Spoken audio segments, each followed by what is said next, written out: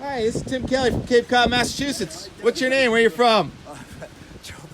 Joe Bastardi. I'm from Pennsylvania. What are you doing on Cape Cod? I decided, you know what? I've never been out here. I wanted to see how nice the weather looks out here every once in a while. Nice to meet you. Well, we've met a couple times, but it's been a while. Over there at the, where's is Charlie? That's Charlie at the Blue Hill Observatory. You know, it's funny. Last year, the link between the two. It's really fascinating to watch this. You know, it's like Joe Myers used to always talk about the rubber band snapping. Like the weather will pull one way and bang, it'll go back the other way. And I think there's a lot of opportunity for that. You guys, we got a lot of lying dog-faced pony soldiers, right? And he goes, that's what we have with global warming people. A lot of lying. I'm like, what the heck? You're in Illinois. No one knows John Wayne, right? But I remember the movie. What'd you change your Twitter handle to? No, it's the American Storm, but in parentheses is lying dog-faced pony soldier. That's John Wayne. This is a massive, big circle around Cape Cod. We're gonna go apply for a job in here. Used to eat breakfast here when I was 2 years old. It was penny candy too. There's Bastardi's car. He's already in there. He's got a seat. PSU table. You have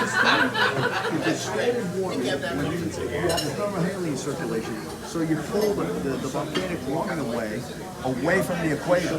What happens when it's warmer in the north than it is in the south? Will it soon? The Hadley cells disappear. And how do we know that? Outgoing long-wave radiation is increasing markedly from the central Pacific into the Atlantic. There are no clouds in the Atlantic unless a hurricane shows up. And then off it goes. Unbelievable hash. The correlation. Surface temperatures haven't changed. We're gonna have a webinar. We've got a lot of moving The reason parts why here. you know it's causation, because the increase, what do the oceans do? They lag, right? They're very tough to change. The increase in volcanic underwater spreading, what we call geothermal spreading, preceded the increase in temperatures of the sea surface. Standing when me and my brother were 4 years old, we would be under that tree with our penny candy from the Red Cottage. And now here I am 58 years later with Charlie Orloff and Joe Bastardi having breakfast at the Red Cottage on the morning of pretty much was a blown wind forecast. The tropical storm force winds did not really materialize. There were some scattered power outages, but nowhere near as bad as it could have been. I've been a few branches down here and there, but overall, pretty nice. So Joe Bastardi is always crediting higher powers and the Lord, and it's funny. He called us a light, and this is the church where I was baptized, and my dad's in there, and my mom's in there, and Joe just lost his parents. So this is a pretty spiritual day for me, and there he is right behind us, and behind my hand. You can't stop Joe, so you might as well just listen to him go. Sing hello to my brother Ed. Hey Ed, how you doing, brother? I was talking so much in here that I forgot to go to the bathroom. I think they got one here. Sorry, we're close to the public. He's not the public. The same wind that you had here, if it was from the southeast, we had the north and northwest wind last night, will knock trees down all over the place because the trees, you don't know it, they're all leaning toward the southeast, toward the sun. Right. So what happens is you take the tree damage in New Jersey from Tropical Storm David was twice as much as Gloria, and yet Gloria's winds were twice as strong. The highest wind gusts out of the northwest came with Gloria, right? But David's came from the southeast. So all you look at your pine trees; they all lean like this. It's like the airplane wings, get right. So it snapped them, like broke their backs. Yes, in South Jersey. When the tornadoes came through here. He was standing right here. He had it. Yeah, I had the video of the water spout from here. Oh, that's cool. Well, water spouts are He made the ABC, NBC News network news that night. The tornado was on the backside of the property right across the street here, and the water spouts were out here. My house over in West Dennis, my big giant oak tree that I saved around everything, that sheared right off. It snapped right the top right off it. The boats over here were moving around on the racks. We had a tornado at our house, went about a quarter mile south of our house in 2013. It was hysterical because they had no warning. Testing, 5, 4, 3, 2, 1. Testing. All right, so we can mostly just talk to the camera or me or whatever you want. Nothing to sneeze at. You're so good looking. Man, You know, I identify as the most handsome man in weather. You know? And you're very tall. It used to be Bernie Rayno, yeah. Oh yeah, I get some I guys. always wanted some people to look up to me.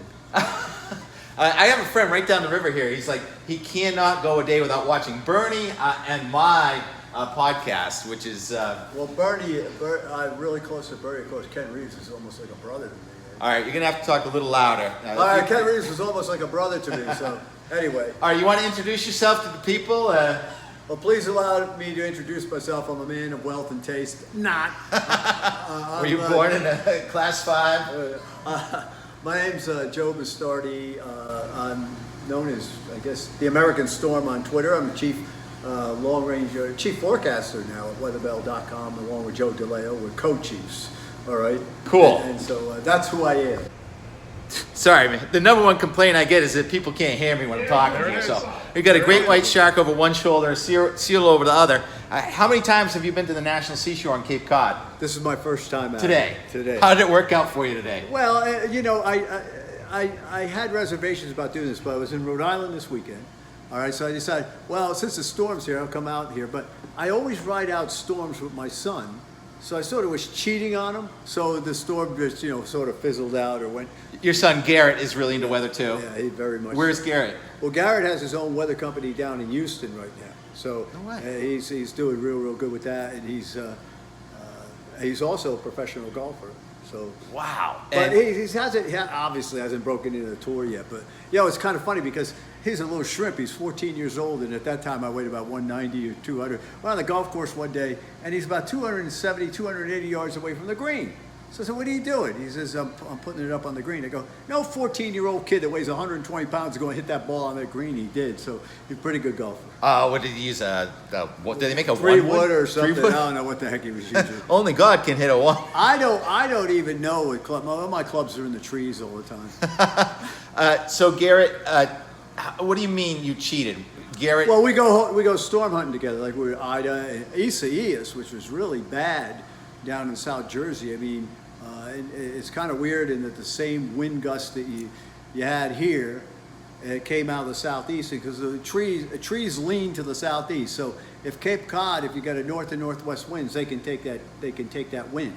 But the south to southeast wind, because trees lean that way, will cause more damage with less wind. I see. So a northwest wind kind of goes over the trees, and the southeast wind's going to push them. The trees are leaning toward the sun, and Right. the prevailing wind is northwest here. Yeah, I can't remember what storm it was, but we had one big bad sou'easter in Maine, and they lost more trees a few years ago. Well, the 38 hurricane blew down 2 billion board feet of trees, and they were still cutting wood in 47 from the 38 hurricane. The 38. All right, so let's start with what went wrong with this storm, and then we'll get to the previous storms, and then we're going to get to the winter forecast if we can, if we have time. I don't know wrong. You had a tropical storm out here.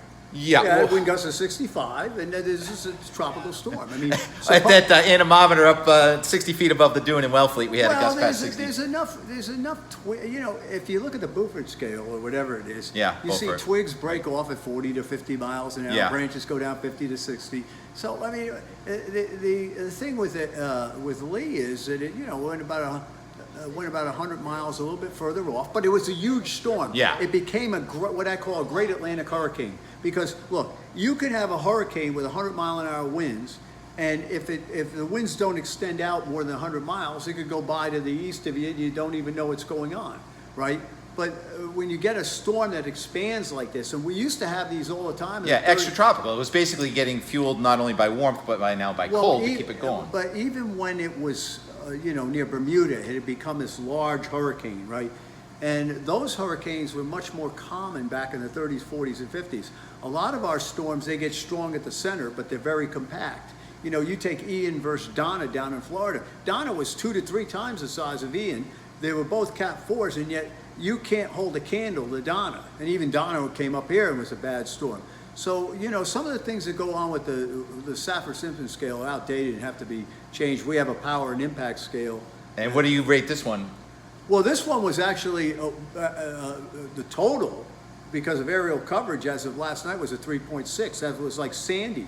Sandy was a major on my scale and did major damage. Okay, now you're talking about what happened when it was out over the ocean. Yeah, but if Lee had come into southeast New England, you would have had a really bad situation around here. Because and 72 hours ago, that looked really bad. Well, the interesting thing about that was it was going to have to come on Sunday because it had to slow down. Right, that was the old forecast. Yeah, and so when it went too fast through what we call the break or the recurve break, then that trough that got in the way, well, guess what? It took it. So essentially, the trough we thought may miss it back on Thursday, Friday actually did get it. Yeah, it would have. A lot of this stuff is very interesting. Like I'll outsmart myself with looking at stuff. I do that all the time because, and sometimes if you know something, it can penalize you. So when you had Bonnie and Bertha, now these are storms you don't know, but they were both forecast to go out to sea. But there was a feature southeast of them that literally held it in until the trough went by, and then boom, they came in, right? So I was looking at that same situation, and a lot of what was great about the modeling, or was wild, is some days it would all come west, and some days it would all come east. Oh boy, it's been such a 10-day period. The hurricane forecast discussion actually yesterday said we might want to go with the global models instead of the hurricane models because of the expansion, and the GFS and the Euro were more alarming than the hurricane model. So the hurricane model seems maybe did a better job. Well, in the end, it's like if you have a football team. Sometimes some guys play good, some guys don't. I like to try to come up with a working forecast before I look at the models. My dad always taught me that the weather's going to ask you a question. You got to come up with the answer. That's your forecast, and you're not supposed to cheat. So what happens is a lot of times I'll get a situation. I'll say, okay, this looks like this. Do I have any model support? Is the model supporting me? I love that. And that's I try to do that. It's very good technique in long range, but some of the shorter range forecasts it's tough to do that. You got That's really right, because you get overwhelmed. But exactly, like 2 weeks ago when this thing started coming on the radars, I said a slow mover that far north of the Bahamas, that far east of North America, that's an out to sea. Yeah. It just seemed like the complicating thing was that if you look at what happened with a lot of the storms in New England, a day or two before, there's a big trough over New England. The trough goes out, the heights rise, and something comes in the back. Carol and Edna. I was putting that on Twitter to show people. When this was just still not even 95L yet, 2 weeks ago in the Saturday summary, I was analyzing the situation as to why it might be a threat for New England based on what you saw. It's all pattern recognition. But what's going on now with the warming, okay? And I'm a big guy on this warming distorting the weather patterns. It leads to lower pressures further north, and if hurricanes are nature's way of taking heat out of the tropics, redistributed into the temperate region, naturally they're going to start to turn north quicker, all right, because of the distorted pattern. There's too much low pressure to the north. When you look at the 50s, and you look at the 30s, 40s, 50s, there's always high pressure over the United States and in the Atlantic. Now you have a lot of low pressure all the time, so hurricanes naturally go turn north, and when they do, they spread out. So you're crediting the warming atmosphere for causing these things to be more out to sea. Yeah, that's exactly. Right. You know what? And I tell people that all the time. Nothing in nature is it's all bad or it's all good. There's always counter reactions. And the problem is if your eyes are just staring at one reaction, you don't see the other reaction. So how many storms have we had this year? 15, 14, right? And so the ACE index is at about 100 right now, or 105, or whatever. Accumulated cyclone energy. Right. So what happens with that is that you have an average 7.5 or 8 per storm, okay? And that's only because of 2 big storms. Do you know in the 1950s, the entire decade of the 1950s, the average ACE per storm was 10.6. Wow. Right? So what do we say? So someone says, more storms, it's getting worse. I go, well, wait a minute. Overall, they're weaker, right?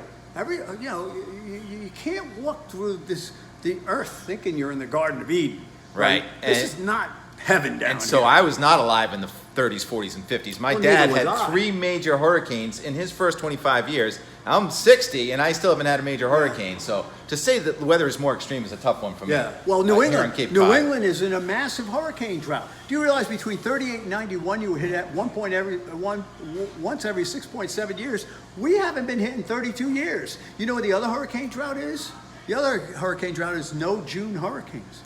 38 years since a June hurricane has hit the United States. We could go on forever. Let's shift gears. And are we going to have a good snow ski season here in the Northeast this Well, I think winter? it's going to be better relative to averages a little bit further south, but this could be one heck of a way. It could be opposite of last year.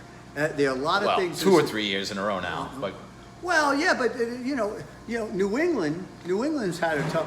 I mean, last year was a tough. you know what? year. You're what? Southeastern Canada and the far northern regions, Jay Peak up to Sugarloaf, they've had good winters, Yeah. even though down in the Boston area and Providence, nothing. But what? Well, you know, hold a second. What? My cousin plows snow. Last year was a bust, but Where? In Cranston. Or down. So okay. so what happens is the previous 3 years. He had all he could handle, okay? So it depends on the situation. You know, A lot of that was very small and ice, but yeah, it wasn't Well, that deep. yeah. And a lot of water content. Yeah. Real So lot of what water happens content. is if you're getting a 4-inch storm, you get 5 of them a year. That's Yeah. golden for these guys. But this year we have the potential because of the type of El Nino this is. I dubbed this a migrating Madoki. You know this Madoki El No. Nino? Well, Explain. Okay, Madoki El Nino is an El Nino that's centered in what we call ENSO 3-4. It's not centered near South America. It's centered out in the Pacific. So the one thing you want is you don't want it centered west of the date line. That's the kiss of death. And you don't want it centered off South America. If it's in between, then those are usually the big winters. The problem we have this winter is very interesting. Well, I'm talking to you. I'm talking to you over here. I'll talk I'm to gonna stand anybody. here. But okay, so what happens is, the problem we have this winter is very interesting. Even though we have a strong El Nino, the multivariate ENSO index, now what is that? That incorporates the atmosphere's relationship with the ocean. We're not even in an El Nino yet. And the weak MEIs, the weak multivariate ENSO index, El Ninos are the big winters. And one of them that's showing up, believe it or not, is, and I was talking to you and Charlie about this Tim earlier. Kelly and Charlie Orloff. Yeah, okay. One of them, a couple of them showing up are winters from the 70s. I haven't seen that. All the El Nino winters with, 02, 03, 09, 10, they're big winters, right? But they're big across the south up the East Coast. They weren't that cold in the center of the country. So what's on the table here is an extreme winter, not only the snow, but the threat of extreme cold across the country. So you say, okay, well, that's great, that's fine. Well, think about your energy situation. See, that's what I actually do for a living. I forecast for the companies. We forecast for all companies, believe me. The number one profit center for a meteorologist is wind and solar. Because let's say I give a seasonal forecast to a fossil fuel company. They don't really care if it's cloudy one day and sunny the next, or windy. But if you're a wind company or solar company, so it's like, hey, bring it on, So, but the fact of the matter is, we all have to start understanding that, 13, 14 was pretty bad, and 14, 15 was pretty bad, but they weren't real bad all over the place. The problem is you could get it real bad all over the place. And you know what the hint might be? Look at the summer. Oh, it's a boiling hot summer. No, it wasn't. It was broiling across Texas, but from the Great Basin all the way to the east, it was normal to below. There was widespread cooler than normal temperatures in summer. And I had not seen a summer like that in a long time, where you had such a large area that, usually have it hot in one place and cool in another place. You have such a large west-east area, and that may be indicative that already the jet is trying to cut underneath. It seems like the cold is trying to fight back, and a lot of those record rains we had earlier were due to anomalous 500 millibar pools of cool. Yeah. Is the cold trying to fight back? Well, of against course, the warm- nature's always trying to fight back. The Yeah. question is, who's winning? If you're looking at global, by the way, you know what the global temperature is right now? I took it this morning. I saw it this morning. Plus 1.7. No. It's 50. The actual global temperature okay. of all the weather stations in the world is 57.58 degrees. Kinda cool. That's 0.31 above average. And I'm sitting there going, I have Tim right in front of me here. Would you like to go swimming when it's 57 degrees out? And so it's kind of interesting in that we don't really know that. But here's what happens. We got to remember that's an average. And the problem with temperatures is temperature's a horrible metric for climate. The best metric is water vapor and what we call saturation Wow. mixing ratio. And we got to quantify that. So when you start quantifying that, it explains what you're seeing today. Well, the dew points are way up there. We just set a record for the longest stretches, plus 65 dew point in Boston in September. So. But yeah, Boston had no heat wave this year. Officially. There were no 390 They were degree just days. outside the shoreline, right? No, well, Logan, I watched Central Park, Providence, and Logan did not have a heat wave. Yeah, it was a cooler than average August, A little but we used our air conditioning so much because the nights were so uncomfortable. That's right, and that's the thing that a lot. So where's all this moisture coming from? Think about what that's going on. The nights are getting warmer. The days aren't really getting warmer because of the dew point. You're lowering. You're actually shrinking the range. Okay, you're not doing that at 500 millibars. There's still troughs coming through. So if you have a column of air that has more moisture, and you have the cooling that's going on, what's going to happen? Now, suppose it was just nothing but drought after drought after drought in New England. Then you say to yourself, okay, this feedback is really getting crazy, right? But what you're seeing with all the rain is showing you, is saying to you, hey, there's counterbalances going on here. You know, if people don't understand, my dad taught me this when I was a little kid. He says, weather and climate are nature's way of trying to correct an imbalance. She can't because of the very design of the system. So these variations that we look at with our eyes in our lifetime are nothing compared to the entirety of the thing. You know, I look at weather situation, I go, well, why shouldn't that happen? As opposed to, how did that happen, right? Right. It's an interesting situation, and there's two sides to every argument. How's the winter going to be in New England? I've already put out, I get Boston, Providence, and New York, 133% normal snowfall, and 1 to 2 degrees below normal. But I have cold and snowy. We've been having warm and snowy plenty of times. I have that's November through March. We do a 5-month forecast here. I have it a little colder in DC relative to averages. Well, I'm worried about though. Listen, that's no big deal to your. It's not that big a deal to your electric costs. If the entire country's cold, you're in a heap of trouble. Okay, and you know, guys that know what's going on in the background are concerned about what happens. Okay, so you take this summer.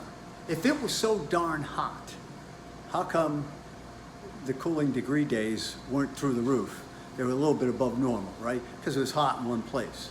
If you get an onslaught all over the place where electricity being generated in the central part of the country can't be sold to New England, right? Because they have to use it over there. Well, you know, what about? See, that's what I do. People say, oh, well, you just get a mouth off about global warming. No, I have to make forecasts. And in the private sector, fools aren't tolerated very long, believe me. You got to be right. Right. And did you talk to Joe DeLeo about the snow index at all this season? I haven't talked to him yet, but I suspect that Joe's snow index will probably be pretty high this winter. That's what we all want to know. I know this video's getting up there. All right, yeah. Speaking of getting up there. Well, I've always looked up to you, Tim. Yeah, sure. Yes. So I plugged the Eldridge Family Farm. We're here at Sunday. Right there. Eldridge Family Farm Party is September 30th. There's so many things going on. Yes, you should. It's a huge fundraiser. It's lots of fun. Sponsored by all these local businesses from Dennis, and we're at Sundancers, and we just had lunch at the breakfast at the Red Cottage with Charlie Orloff, who was the principal at the Mattakese High School, whom my mother was friends with, and it's all come full circle here. And now I'm in the inner circle. And I'm sorry that you lost your parents last year. That is so sad. And well, I had 66 years of the greatest blessing I could have had. So we just drove by the graves of my parents on the way here. So you've really. You brought some spirituality to me today. Interesting that is, I listened to a song by Bruce Springsteen called "Ghosts," and it's about all the people he's known in the past, including his own ghost that's still at him. And I hooked that up with, I've been blessed with the family I have, the friends I've had, and I believe the good Lord is, you can look for darkness or you can look for light. Yeah. And the weather always transcends the darkness to me, and it's been a tremendous blessing, and that's why we obviously have the same passion. Yeah, I could tell that.